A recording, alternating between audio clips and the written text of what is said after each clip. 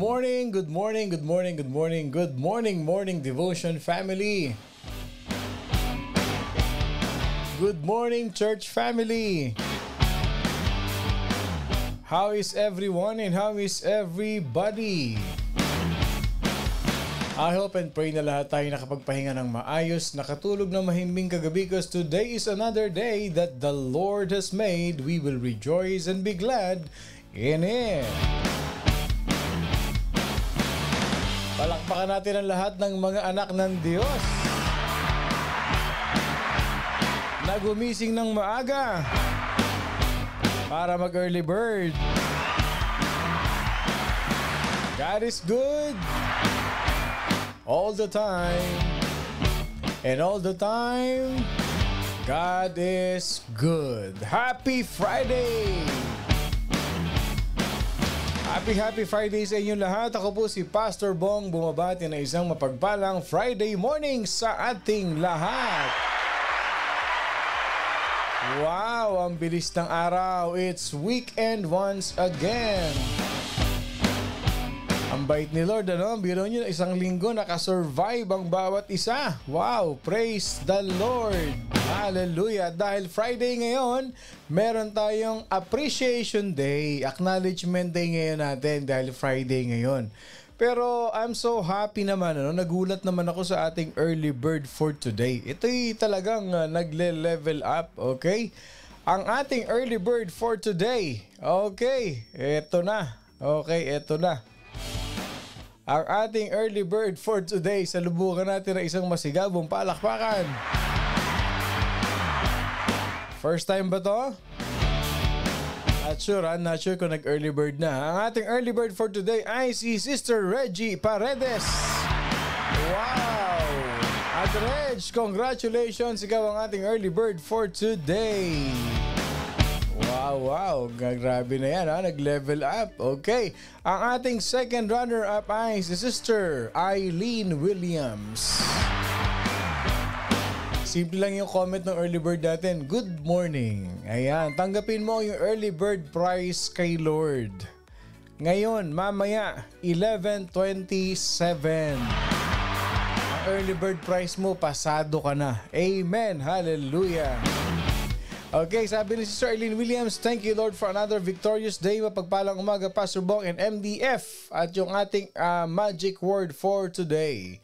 At ang ating third runner-up ay si Sister Minda Rosales. Nami-miss na namin ito, no? Hindi ka pa nakakapasyal doon sa ating church sa Carson, kapatid.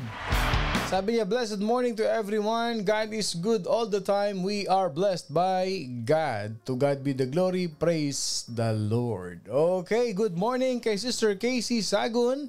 Good morning, church. Thank you, Lord, for a brand new day. God's plan is always the best for us. Jesus always prays and intercedes us to the Father.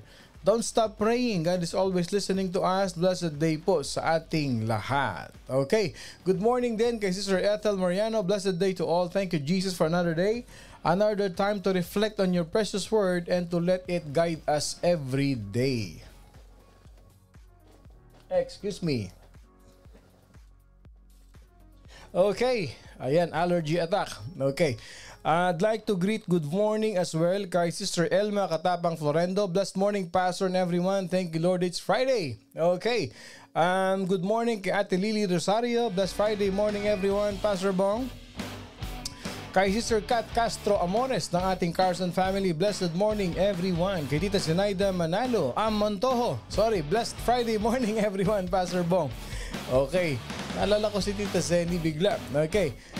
Good morning din kay Sister Noraline Mendoza. Blessed morning, everyone. God is good all the time. Okay. Tita Nene Resurrection. Blessed Friday morning, Pastor. Kay Sister Madel Camayudo. Good morning kay Sister Faye Miranda. Okay. Kay Tita Sophie Sanchez Teves. Good morning, TGIF. We are blessed by God.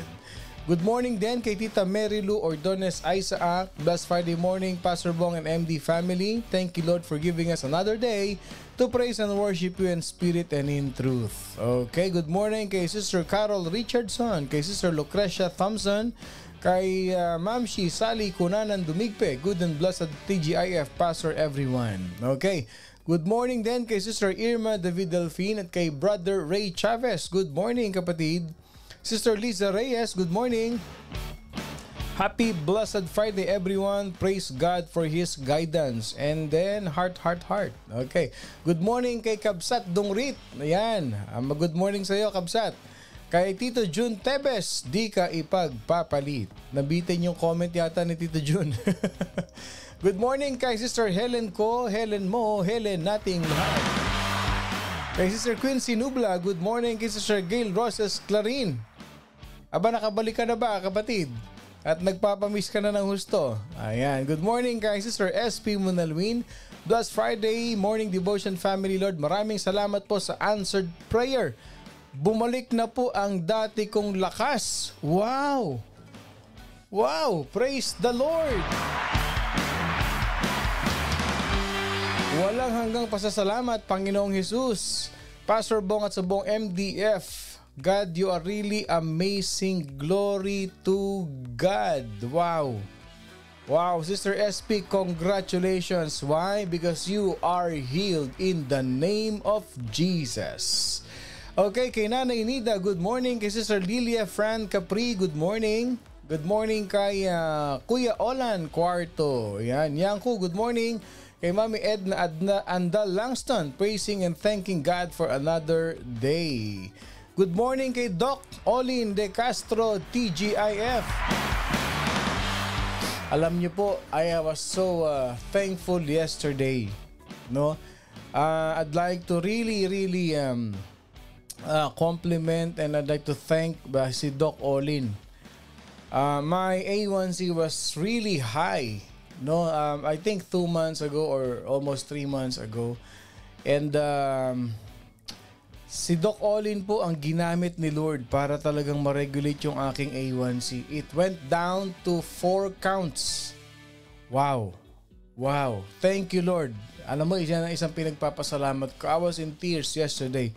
First time na ganun. Na-regulate yung aking A1C. Thank you Lord. Salamat sa buhay mo, Doc Olin. Thank you. Wow. Bigyan ng jacket.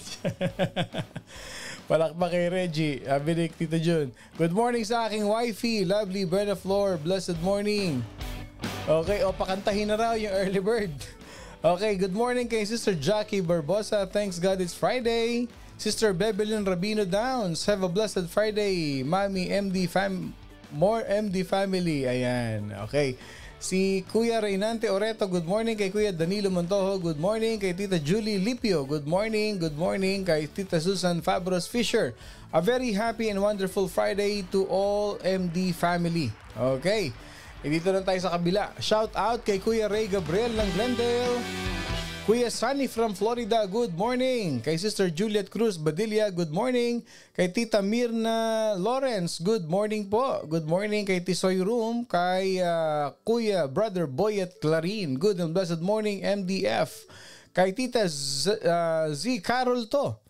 Ate Zenny M is with us in spirit, Pastor, kaya mo siya naalala. Opo, she will always be in our hearts. Okay, so malapit na. Okay, eto na.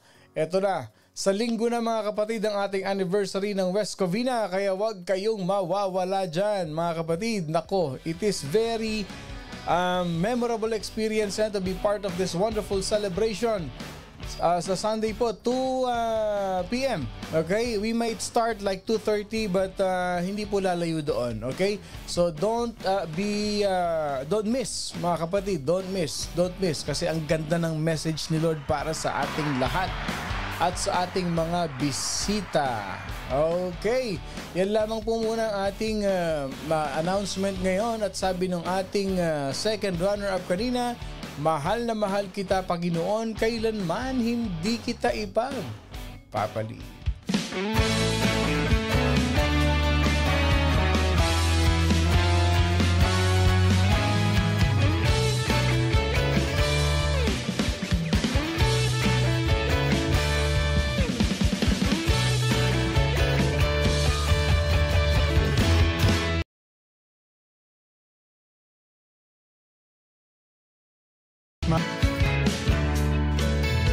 Mahal na mahal kita, Panginoon.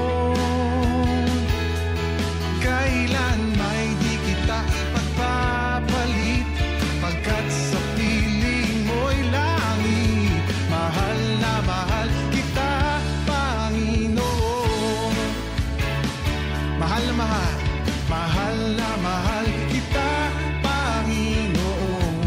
Mahal na mahal, mahal kita, Panginoon.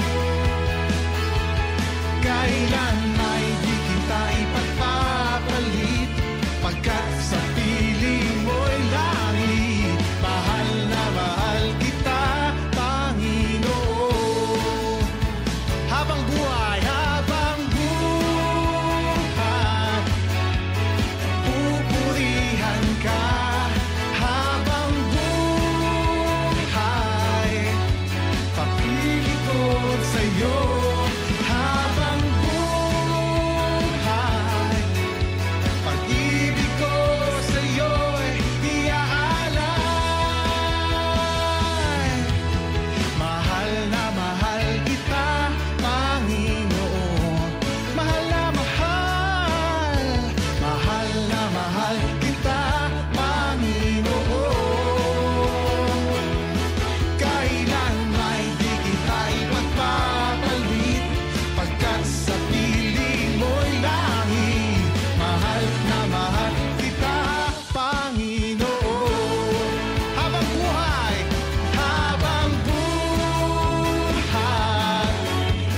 pupurihan ka. Habang buhay, maglilingkod sa'yo.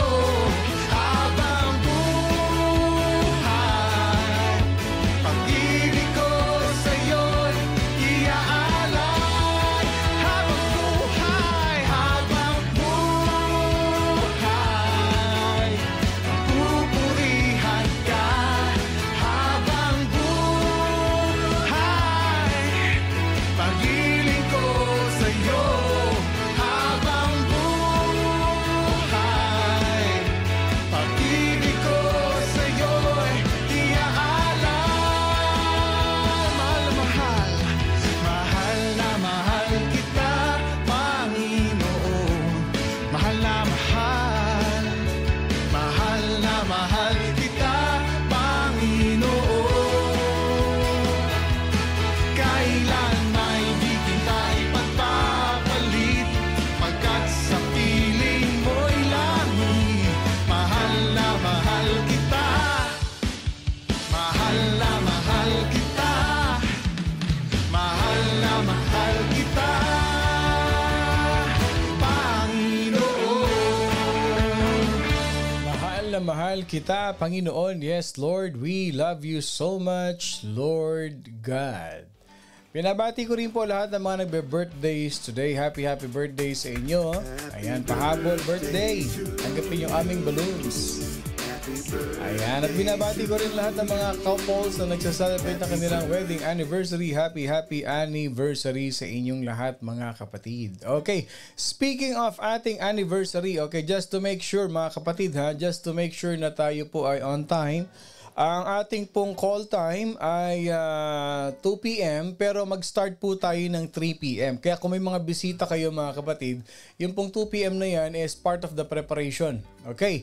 So, ang talaga pong start time natin is 3 p.m. para hindi kayo mainip mga kapatid. Ano? Pati yung mga bisita natin. You can bring them by 3 p.m. Okay? Alam niyo naman ang ating mga Filipino time, no? Sabi nila kilala na tayo diyan. So just to make sure, to be honest, alas 3 po ang ating umpisa. Okay? Yung 2 p.m. po sa invitation natin, it's just a grace period. Yan, mga kapatid, ano? 3 p.m. po ang ating simula. Okay? Sa lahat po ng mga nagme-message diyan, lahat na nagtatanong, ang start po natin, uulitin ko po, ina-announce ko na ngayon. Baka sabihin, hindi ko in-announce. Ang start po natin ay 3 o'clock p.m. mga kapatid. Okay? Sa invitation natin, 2 p.m. just to give grace period or leeway time. Okay, 3 p.m. po mga kapatid. Okay. Alas 3 po ng hapon. Alas 3:00 p.m. ang ating simula ng ating anniversary. Okay? Moving forward po mga kapatid sa ating morning devotion as we close. Ito po yung last day ng ating anong tawag dito, yung ating Life Principle series sa Bible. Okay, ito na po yung last episode natin o yung last part ng series natin. Kasi next week, mga kapatid, meron tayong uumpisahan panibagong series ng Bible, ng ating pag-aaral sa salita ng Diyos. Just to give you an example, let's say, ito po, hawak ko aking Bible, no? Dito naman natin kinukuha lahat ng ating mga pinag-aaralan. Okay. Let's say, what is the Bible says about these things? Ano ba yung sinasabi ng Biblia about how do we deal if we are being burned out sa buhay natin? How does God teaches us with perseverance? Paano ba tayo tinuturuan?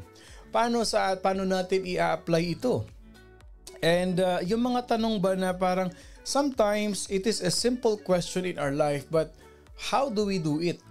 And how do we do it in God's way?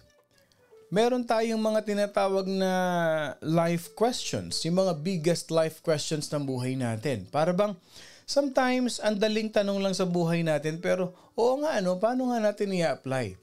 At ano nga ba ang sinasabi ng Bible about sa mga ganon? How do I deal with temptation towards pride? Na mostly yan ang nakikita natin. Natetempt ang iba na pairalin ang pride. Paano natin i-deal yun sa buhay natin? Ano sinasabi ng Bible doon? Bible ang sasagot. We're not gonna use any book apart from Bible. Ito po ang morning devotion. Everything is biblical. Lahat po sa Bible natin kukunin. I'm not using any other books apart from the Bible. Kaya marami tayong matututunan, mas lalo tayong lalalim sa pananampalataya natin at sa pagmamahal natin sa salita ng Diyos. As we go on sa ating morning devotion, we're gonna worship the Lord.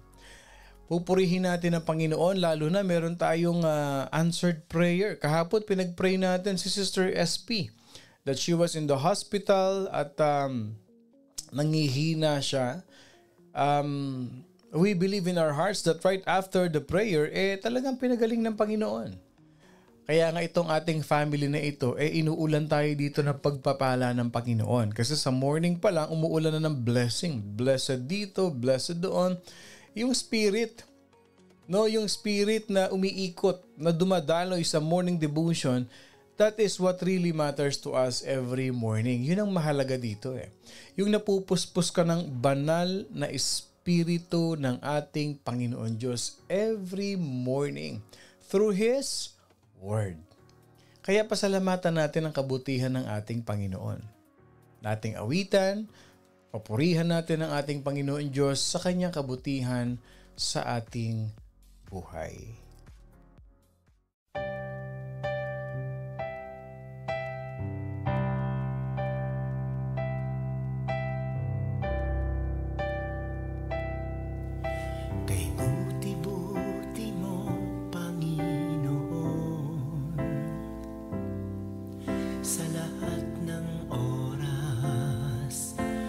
Bawat araw, ika'y laging tapat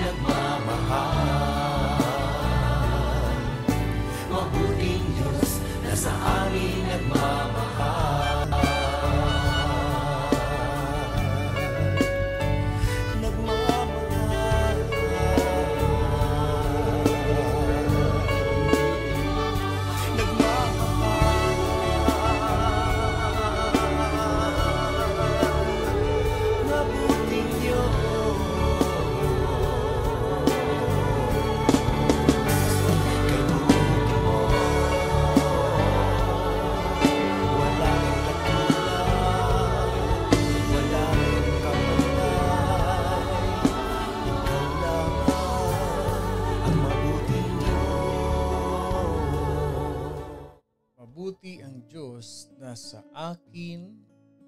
atin ay nagmamahal. Sarap awitin nun, sarap kantahin nun. Tunay ngang ika'y walang katulad. Tunay ngang ika'y di nagbabago. Mabuti ang Diyos na sa akin ay nagmamahal. Wow. Ano yung declaration natin for today? Pwede natin sabihin, Lord, pwede bang maglambing kami sa iyo, Panginoon? Kindly type in the comment section. Simple lang ito pero may impact ito sa atin. Type in the comment section, this is our declaration for today. Jesus loves me. Ganun lang kapatid. Jesus loves me. I-type mo yan sa comment section. I-post mo yan sa iyong Facebook. O nakakaiyak po. Ilagay mo sa wall mo yan ngayon. Jesus loves me. Wow, ang sarap pakinggan, ano? Ang sarap i-declare na mahal ako ni Lord. Jesus loves me. Yung mga prayer ko, Lord, dahil mahal mo ako, alam kong ipagkakaloob mo sa akin. Type in the comment section, Jesus loves me. As we start the day right, maybe yung iba nagkakape, kagigising lang. Di ba ang sarap nun binabanggit mo, Jesus loves me. Yun kaagad ang declaration mo, yung pagmamahal ni Jesus Christ. Kiniklaim natin yan kasi totoo naman yan. Hindi yan nagpapanggap. Hindi yan basta lang for the sake of to claim something.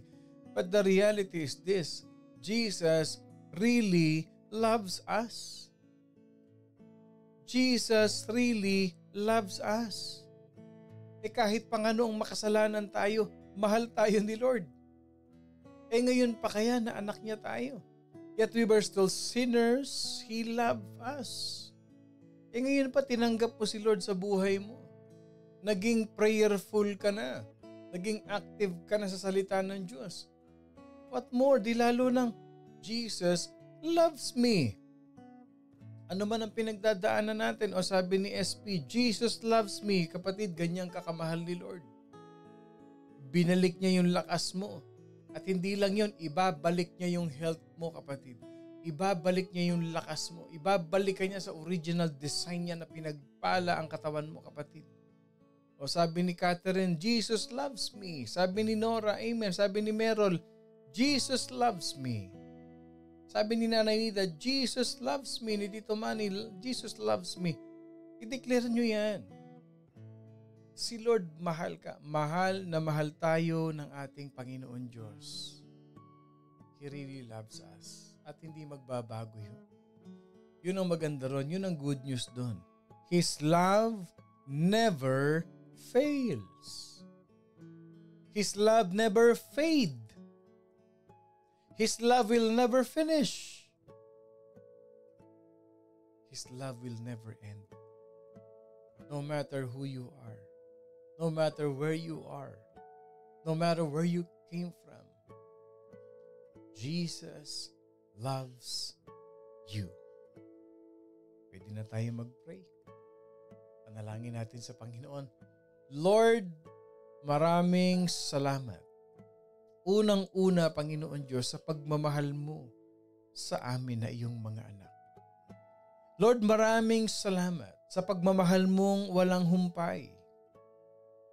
Lord, maraming salamat sa pagmamahal mong tapat at dakila, Panginoon Diyos. Kagaya ng inawit namin mga kapatid, namin mga magkakapatid, Panginoon, tunay ngang ika'y walang katulad. Ika'y hindi nagbabago. Kay buti mo, O Diyos, sa iyong pagmamahal sa bawat isa. Lord, dahil mahal mo kami, today we declare, Father God, that in your name, in the name of Jesus, lahat ng may sakit, pinagaling mo na. Lahat ng may mga blood draw lab results, Lord God, they will all be negative. Kasi magaling na ang bawat isa. Lahat ng mga nanay na nagpe-pray sa kanilang mga anak, ang kanilang mga anak ay healed, restored. renewed.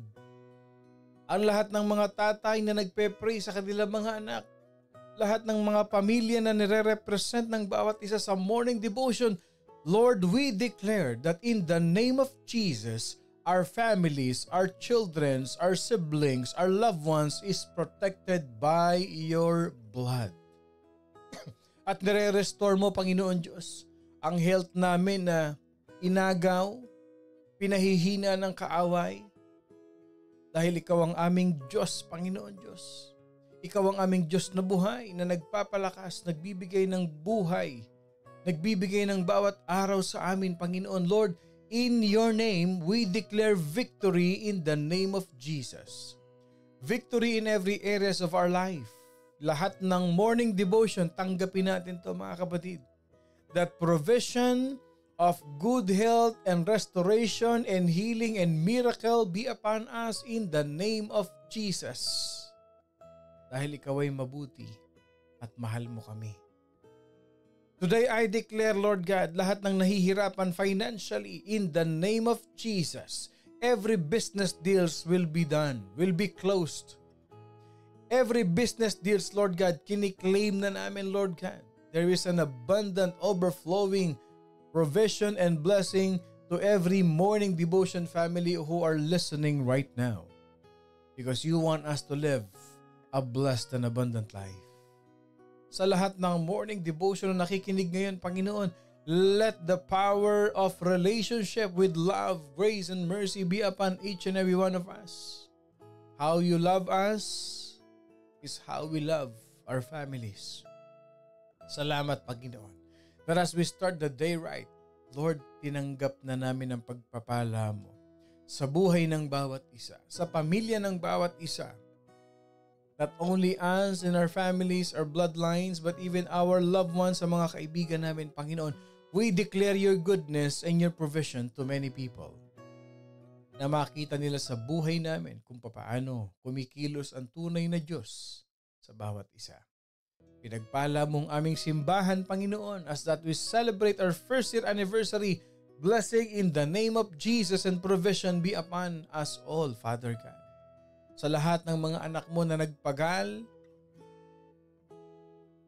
naghirap, nagprepare, Panginoon, para sa anibersaryo na ito, Lord God, ikaw ang kumilos sa kanila. Pag-isahin mo, Panginoon Diyos, ang puso at isipan ng mga anak mo, especially ang morning devotion family. We give you all the glory and the honor wherever we are. We receive in the name of Jesus all that we have declared today. That nothing will dwell but your holiness and your Holy Spirit.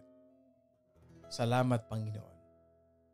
As we pray all of these things in the name of the Father, the Son, and of the Holy Spirit. In Jesus' name we pray. And all God's people say, Amen. And Amen. And Amen. Ako pong muli si Pastor Bong bumabati na isang mapagpalang Friday morning sa ating lahat. Ang ating pag-uusapan as we close our Life Principle series is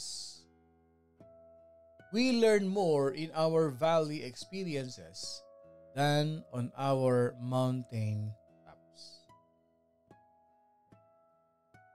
Una ng picture, i-post sa Facebook, itag ang kaibigan dahil napaka-powerful nito.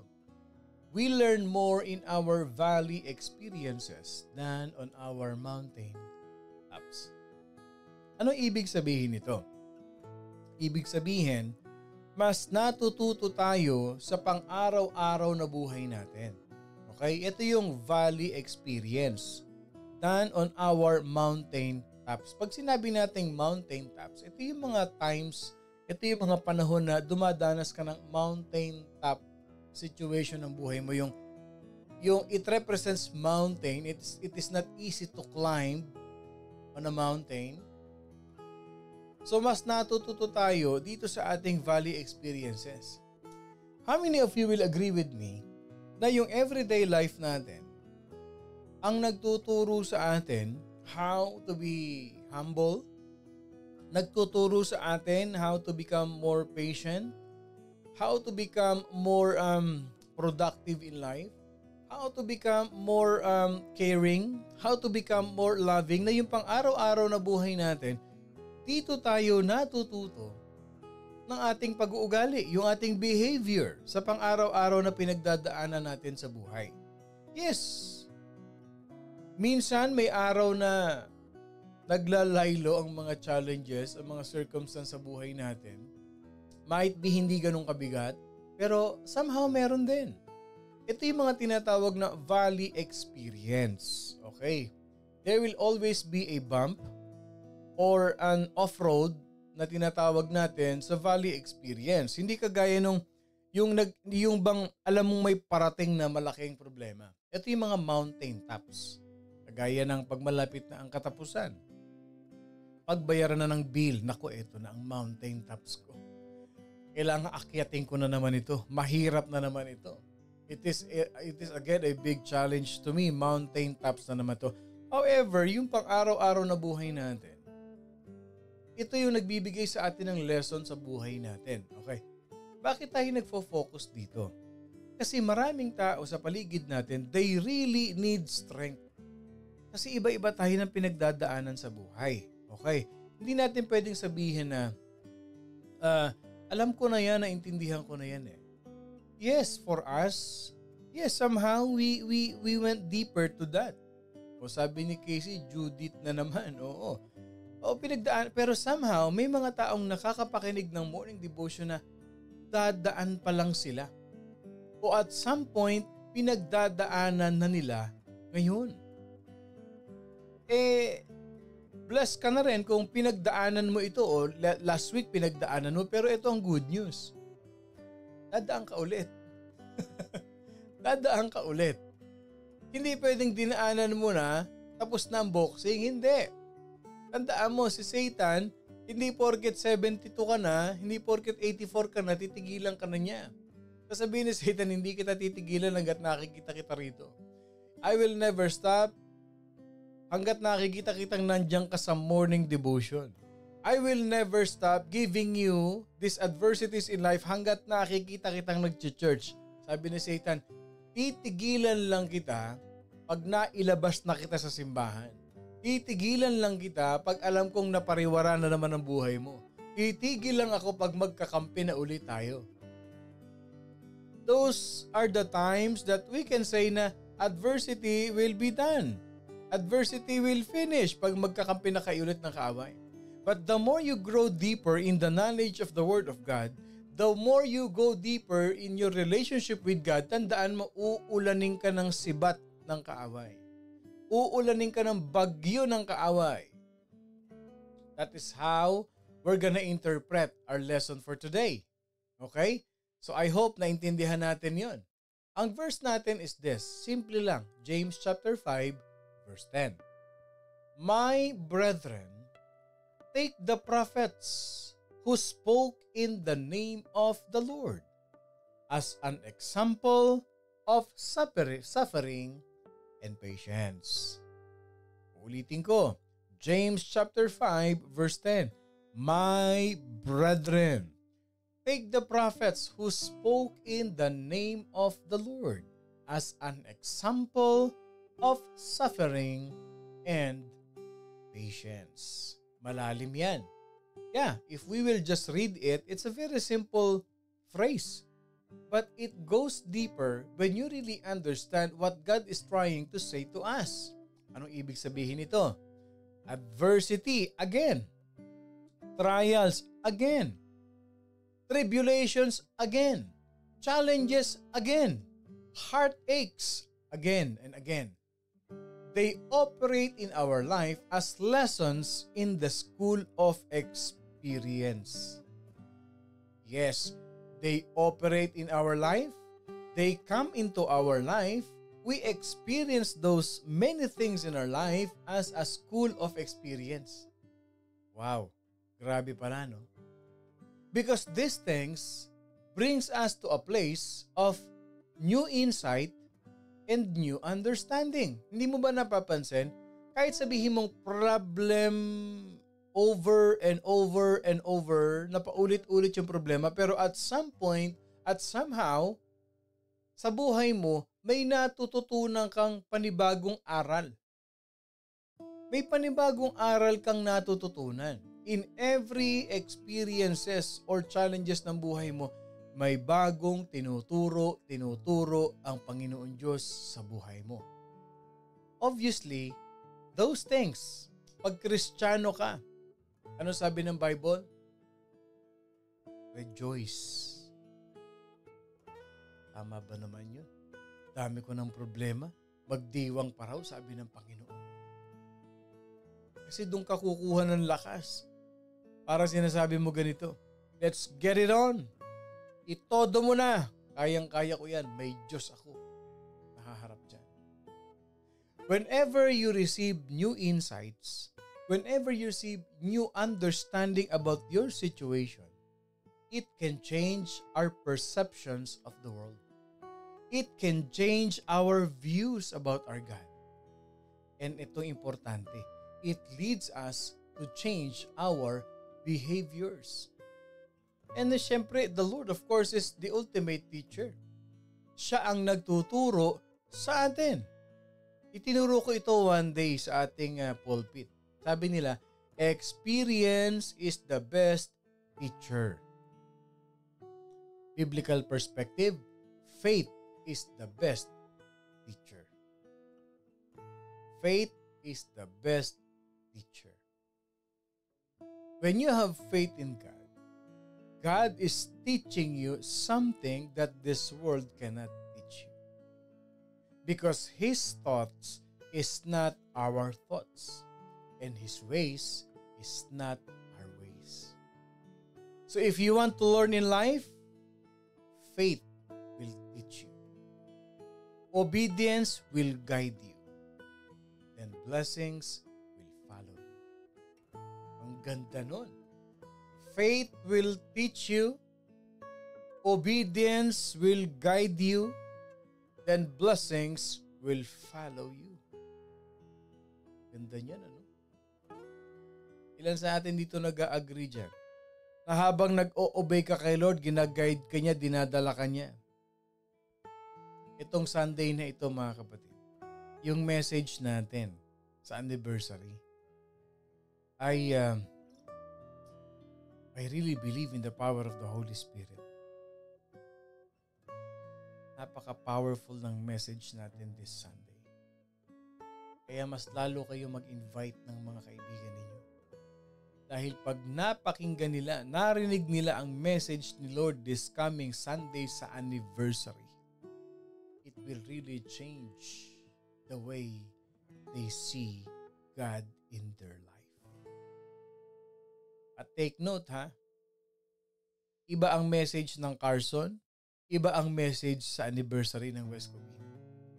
Sabi ni Lord, huwag mong parehasin. Iba ang message ko sa Carson, iba ang message ko sa West Covina. Sabi ko, sinurprise mo na naman ako. Grabe ka talaga, Lord. Going back, these trials, itong valley experiences natin, it changed our perceptions of the world, of our views about God. Siyempre, si Lord ang ating ultimate teacher. He is the one to whom we must look for the meaning of any lesson that relates to adversities and challenges in life. Kung meron man tayong pagtatanungan, Lord, anong tinuturo mo? Anong lesson na naman ito, Lord, na binibigay mo sa akin? Kay Lord lang. Kasi siya nakakaalam. Siya nakakaalam ng formula, kung paano niya inumpisahan, kung paano niya tatapusin. Ibibigay niya sa iyo yung formula kung paano mo isosolve ang problema mo. Hindi ka magtatanong sa kung kanino man. Kay Lord lang. Now, I'm gonna give you 3 reasons why really God allows these trials. 3 reason lang yan, pero ibang perspective ito. Ibang perspective ito. Why do I have to learn through that valley experiences than on that mountain tops? Number 1, God uses situations to get our attention. Tapikin mo yung katabi mo. Masyado ka na raw kasing busy. Masyado ka na raw maraming pinagkakaabalahan. Masyado kang abala. Masyado kang busy. Kaya sometimes, God will use situation. Ang tanong, are they easy situations? Sometimes we'll use circumstances. Are they easy? No. Sometimes we'll use difficult situations. Sometimes God will use challenging situations for what? To get our attention. The Lord can use a wide variety of methods to gain our attention when it is necessary. And trials is one of them. Di mo ba napansin, nung pinagdaanan mo yung problema na yan, nung iniwan ka ng jowa mo, doon mo lang napansin si Lord. Pero nung kayo pa ng jowa mo, naku, ay baliw na baliw ka. Parang siya na ang Panginoon mo. Siya na naging idol mo.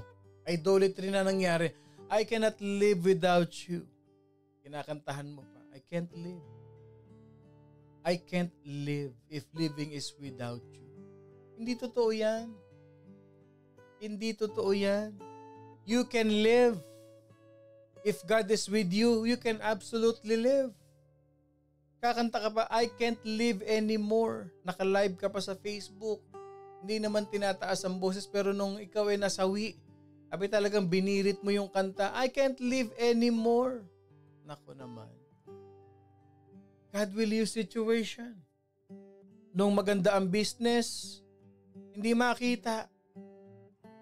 Nung maganda ang trabaho, hindi makita sa gawain.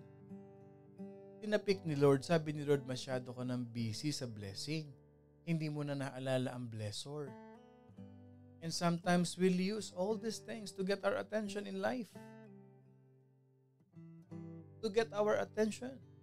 One of the best responses that I know to adversity that strikes us suddenly, yung mga biglang dumadating, is with a God-intended message is to turn to what? Pag may sinasabi si Lord, pag may ginawa si Lord, intended message ni Lord dyan. Saan natin titignan? Dito tumingin tayo sa Bible and make it our personal prayer. Psalm 25 verse 1 to 7. Maging devotion natin to. To you, O Lord, I lift up my soul. O my God, I trust in you. Let me not be ashamed. Let not my enemies triumph over me. Indeed, let no one who waits on you be ashamed. Let those be ashamed who deal treacherously without cause. Show me your ways, O Lord. Teach me your paths. Lead me in your truth and teach me, for you are the God of my salvation. On you I wait all day. Remember, Lord, your tender mercies and your loving kindness, for they are from of old. Do not remember the sins of my youth, nor my transgressions. According to your mercy, remember me for your goodness' sake, O Lord.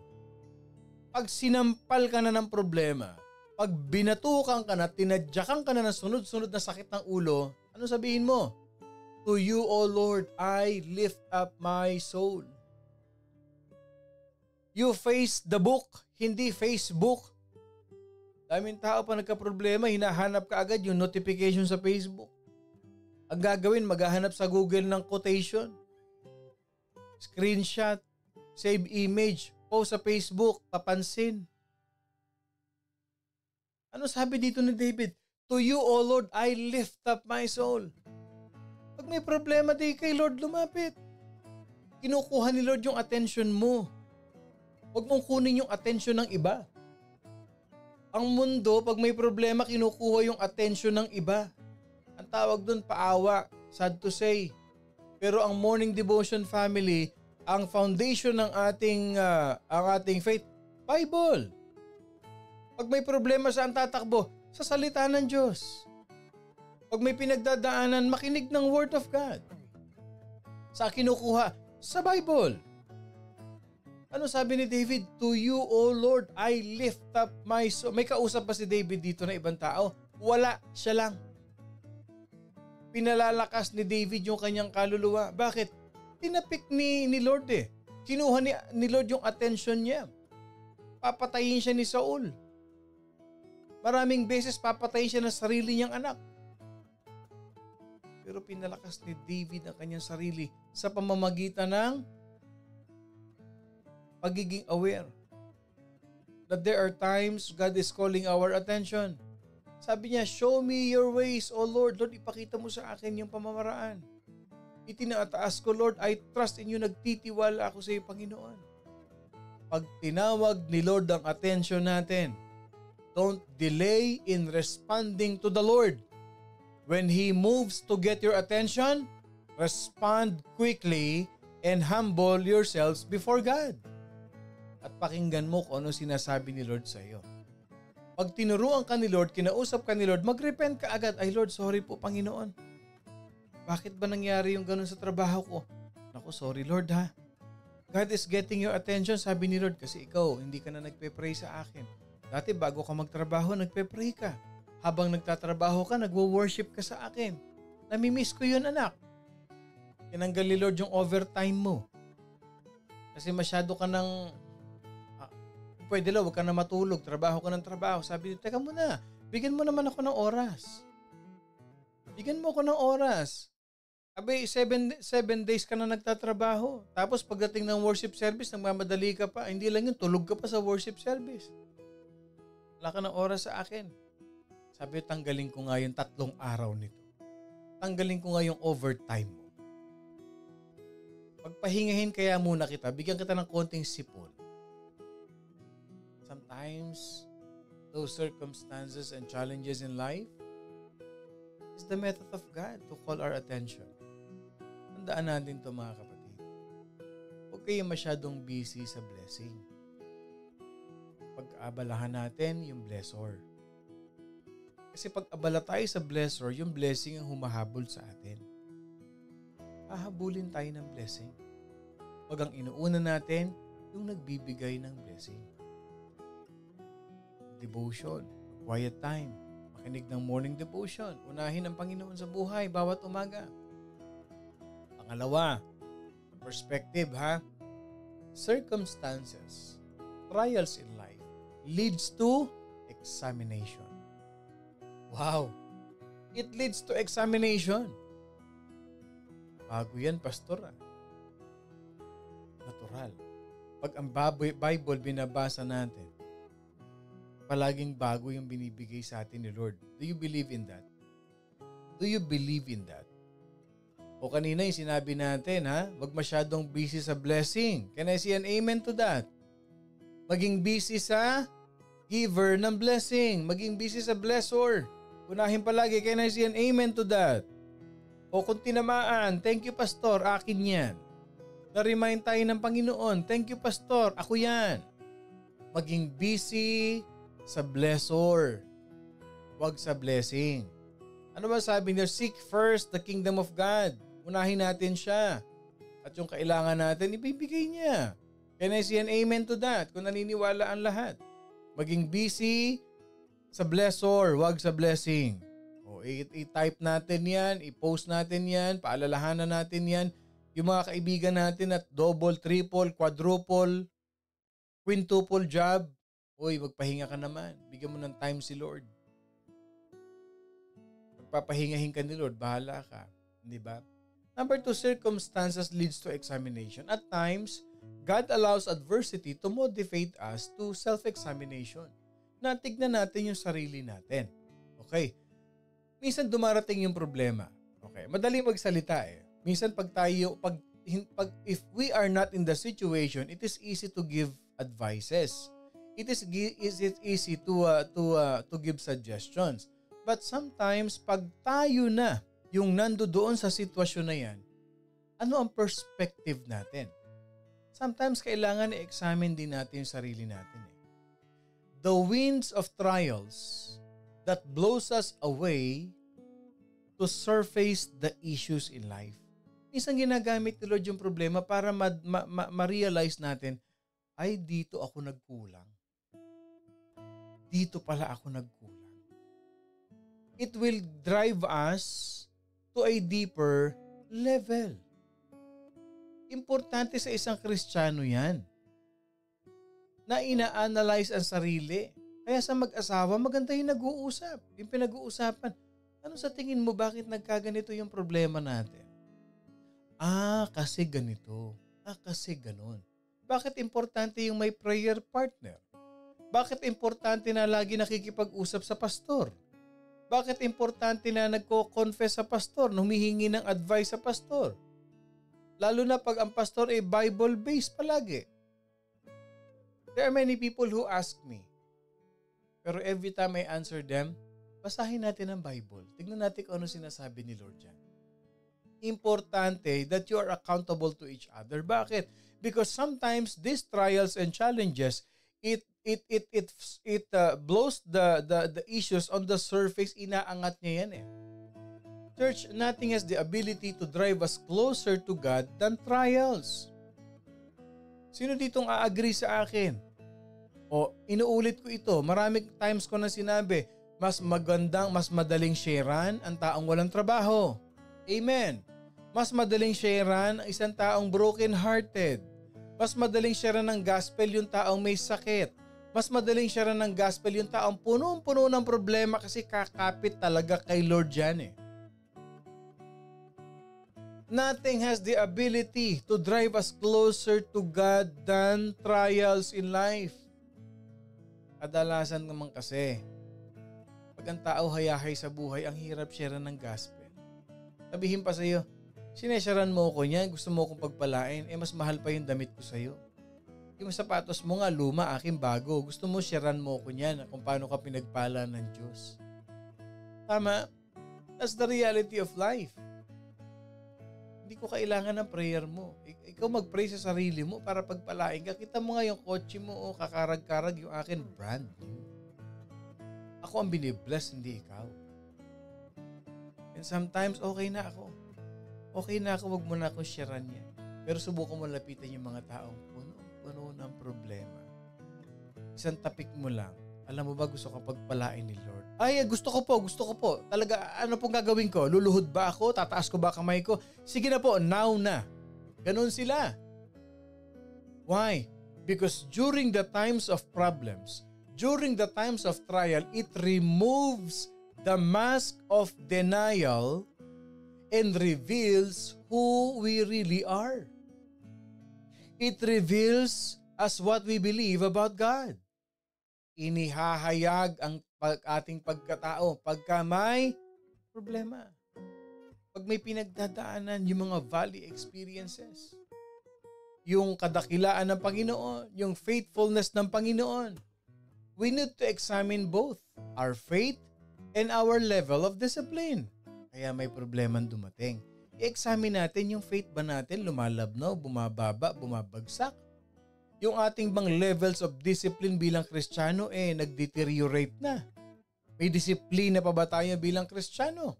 Are we committed to standing firm in our trust in God? Or are we swept by the wind that we encounter? Ang tanong ganito, minsan kahit matagal lang Christian, naging complacent na. Naging complacent na sa kanyang pananampalataya. Sometimes, God will allow those things. Tingnan ko nga ito, medyo lumalabnaw na ito eh. Padala ko nga ng medya-medya lang ng mga bagyo sa buhay. Testingin ko nga. Ano sabi ni Paul? 1 Corinthians 11:28. But a man must examine himself. Church, this is what we should do. We must examine ourselves every day. Am I standing firm in Christ? Am I standing firm in my faith? Am I in the level of the discipline of what God is teaching me? In other words, you have to take a straightforward to look inside and discover what is driving you. Examine mo yung sarili mo. Ano ba ang nagmo-motivate sa akin sa araw-araw? Si Lord ba? O itong taon to, itong bagay na ito? Dapat ang motivation natin palagi for the glory of God. If it is anything apart from God, then it is not right. Ganito yan eh. I want to give glory to God kasi gusto ko si Lord ang mag-take care ng family ko. Ang motivation ko palagi is to please God because whenever I please God, He heals my children. My motivation in life is to please God. Whenever I work, I want to please the Lord because every time I please the Lord, I receive promotion. Can I say an amen to that? Ang motivation natin dapat is to please the Lord in our life. Alam mo, ito, mayroon akong ka-business deal and I want to please the Lord.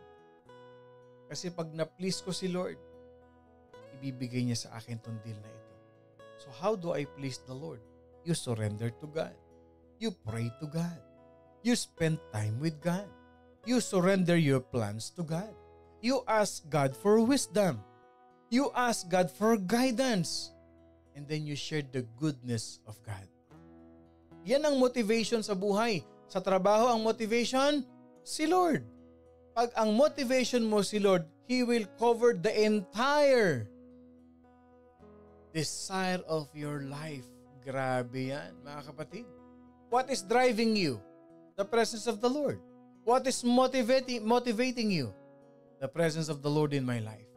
He needs to be your motivating factor at every point in your life. Mga kapatid, those who have accepted Christ as their Savior are the temples of the Holy Spirit. Yan ang topic natin sa linggo sa Carson. And God wants us to be clean and be a usable vessel for His glory. Church, we have no reason to allow the basura of the world, the basura of our past failures in life, to remain in the front line of our lives. The Lord desires that we free ourselves of anything that will keep us in inner bondage. Whether it is in your mind, whether it is emotional, whether it is psychological or spiritual, sabi nila gusto kitang mapalaya. Kaya we must examine ourselves. Ano ba nagmo-motivate sa atin? Marami kasing motivation ng mga tao eh. Minsan, bakit nagsisikap sa buhay? Gusto ko maging mayaman. Gusto ko makapagpatayo ng magandang bahay. Gusto ko ipakita sa mga kamag-anak ko na hindi nila kaya kaming api-apihin.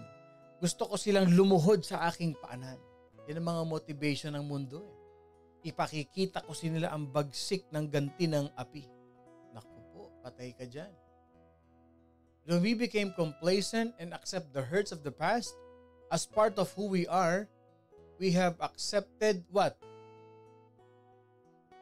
Pag naging complacent ka na, hindi mo tinanggap, wrong view na yan. Wrong game plan na yan. Tandaan natin, we are new creations in Christ. There is never a point where we are separated from the love of God. Bakit? Kung tinanggap natin ang Panginoon, we have been sealed by the Spirit of the Lord. The old has gone, the new has come. And the newness of life is the very thing that gives us hope in hopeless times. Wow, grabe no? Ano yung pangalawang point natin? Circumstances leads to examination. Examine yung sarili natin. And lastly, as we end, the effective lesson in life leads to change in behavior. Yan. Yang school of life, it changes our behavior. When we act like Christ, our true identity comes up. Alam mo yung mga teacher, alam mo ba, sino dito mga teacher nung araw? May mga teacher ba dito nung araw? Okay. Alam niyo yan mga teacher. Yung mga estudyante nyo, nire-record ninyo yung mga behavior niyan. Especially yung mga elementary teachers. High school teachers, I don't know, yung mga college teachers kung nire-record pa yung behavior ng mga bata. Kaya merong mga most quiet, most punctual, most ganito, most ganyan. Okay? Ang isang teacher, they record the behaviors of their students. Ang objectives na yan is recorded to display as proof that the student has learned the lesson. Si Sister Elma pala, teacher, no? Okay. Kasi doon, tinitignan ng teacher kung nagpo-progress, kung nagde-develop, nagbabago ang behavior ng estudyante. Okay? Nakukuha natin lahat, ano? Ito lang ginamit kong example. Yung mga teacher na yan, kaya sometimes pinapatawag ang nanay. O ano ba ginagawa mo sa bahay sa anak mo? Ito ba'y lagi mo pinapalo? Bakit pagdating dito nanggugulpe, nananabunot, nangungurot? Kalalaking tao nangungurot. Bakit ba itong batang ito ganito?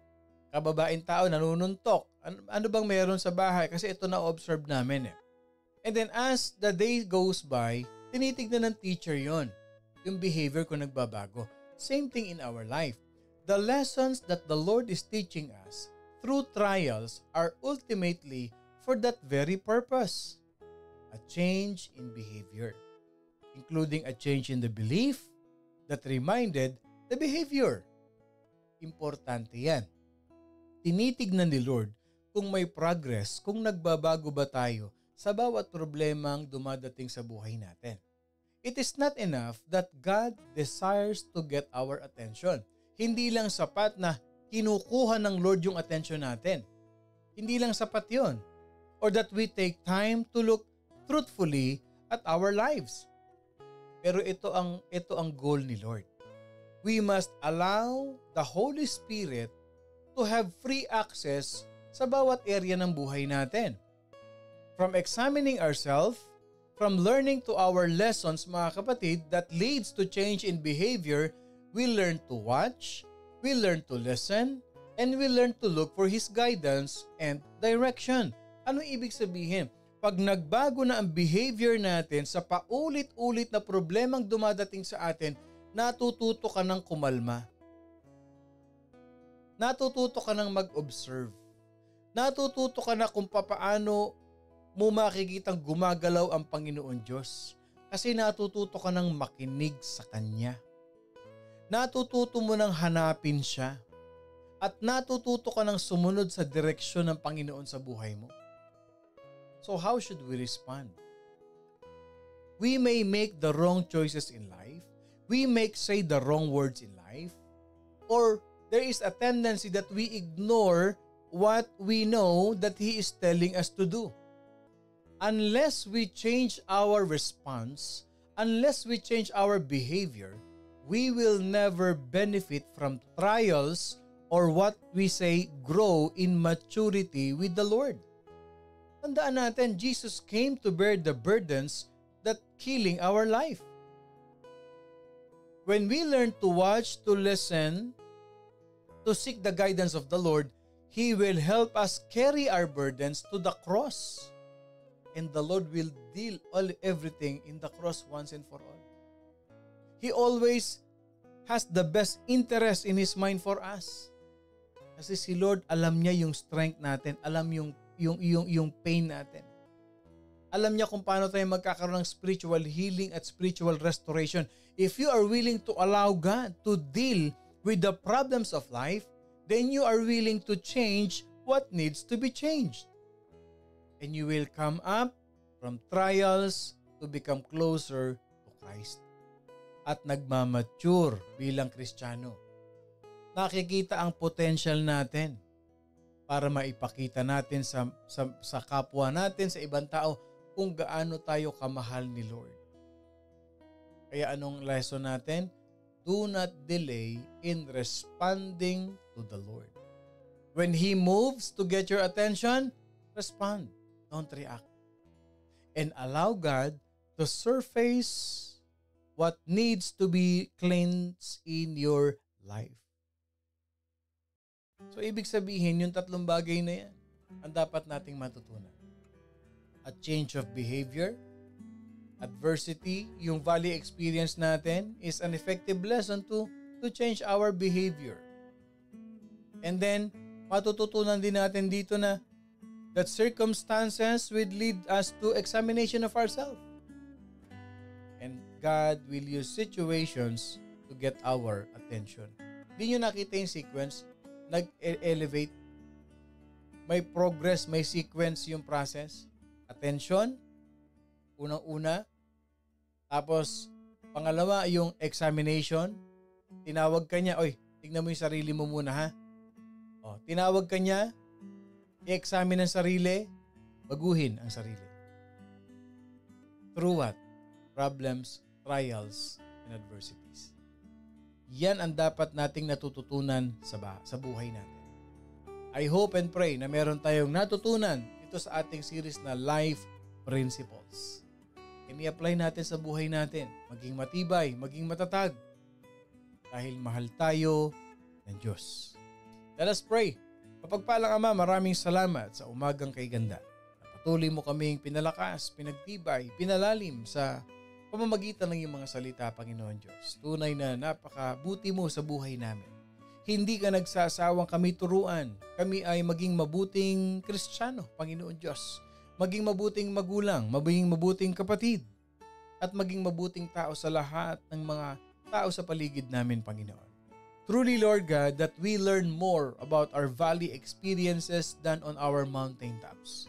That as you get our attention, it gives us a time for a self-examination that leads us to change our behavior.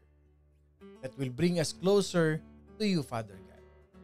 Lord, thank you at dinedeclare namin, Panginoon Diyos, na itong darating na linggo, Panginoon, victory in our service in Carson and victory for our first year anniversary in our West Covina Church. Ito ang iyong simbahan, hindi sa amin. We are just your workers, Father God. We believe in your name, victory upon victory.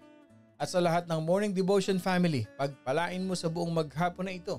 Ma-enjoy nila, Lord God, ang kabutihan mo at ang pagpapala mo sa buhay nila. In Jesus' name we pray. Amen and amen and amen. Ako pong muli si Pastor Bong bumabati ng isang mapagpalang Friday morning sa ating lahat. Lagi niyong tatandaan, we learn more about our valley experiences. Mas natututo tayo sa buhay sa araw-araw than on our mountaintops. Pero huwag niyong kakalimutan, we are blessed by God. See you on Sunday, mga kapatid. I love you all with the love of the Lord.